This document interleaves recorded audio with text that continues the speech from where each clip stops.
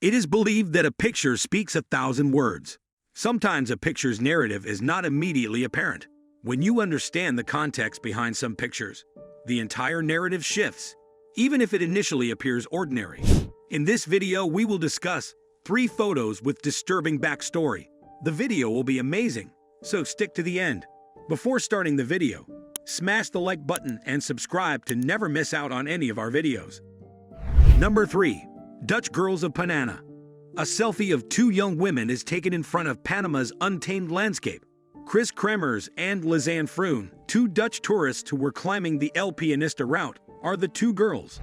On April 1, at 11:00 a.m., they left for their hike.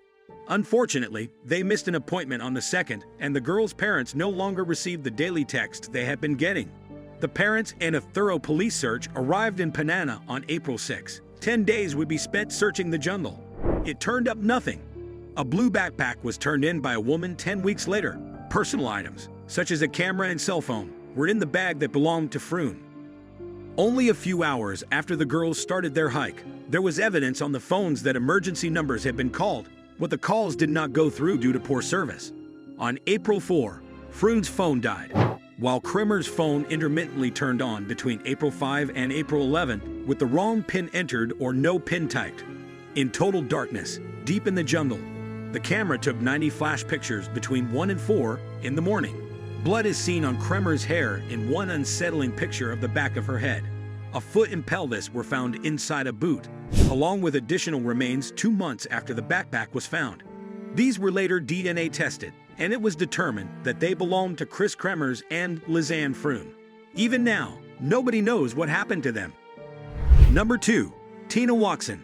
2 scuba divers pose for a photo while underwater off the stunning Queensland coast. A rigid prone person is lying on the water floor behind them. Later, it was determined that this was Tina Watson, who had been murdered by her husband. On October 22, 2003, Tina Watson, a 26-year-old American from Helena, Alabama, passed away while scuba diving in Queensland, Australia, where she was on her honeymoon with Gabe Watson. On the day of her passing, they chose to scuba dive the SS Yonga, a well-known and challenging wreck. The dive shop proposed a guided dive for the trip, which the 2 declined because they lacked the qualifications for such a dive. Tina had a problem while diving, falling approximately 30 meters, 100 feet, into the ocean below.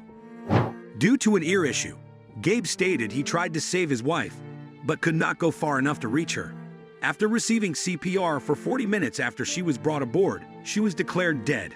When others questioned Gabe about why he hadn't mentioned her, he explained that he had never learned how to do so. Without even checking to see if Tina is all right or where she is, Gabe swims back to the initial board. There was suspicion of foul play due to Gabe's inconsistent explanations and the fact that, before their marriage, he requested Tina increase the amount of her life insurance and make him the only beneficiary. He was first charged with manslaughter in Queensland, but those charges were eventually dropped because they were tied to the murder plot in his home country of the United States. Number 1. Tyler Hadley. The picture is blurry, as though the photographer had moved the camera while taking the picture. 2 males are seen carrying an orange cup toward the camera in the picture. One has his head shaved. Any house party may have hosted the picture. Tyler Hadley, holding the orange cup in the air, murdered his parents, Blake and Mary Jo Hadley, earlier that day under ecstasy. Their dead bodies lay upstairs in the house as the party continued, wrapped in towels and covered with household items that Tyler associated with his parents. Since he was 10 years old, Tyler had a history of verbally threatening to kill his parents whenever they disciplined him or exercised parental control. Finally, he promised the party of a lifetime on the day of their killings. He posted on his Facebook page at noon, "Party at my crib tonight, maybe." Because his parents were known for being stern, his classmates did not trust him. But 8 o'clock, he tweeted, "Party at my house." He began informing everyone about his terrible act at the party. Those who heard him either departed or believed he was lying. The bodies upstairs were shown to Michael Mandel, his closest buddy. They then posed for this famous picture afterwards.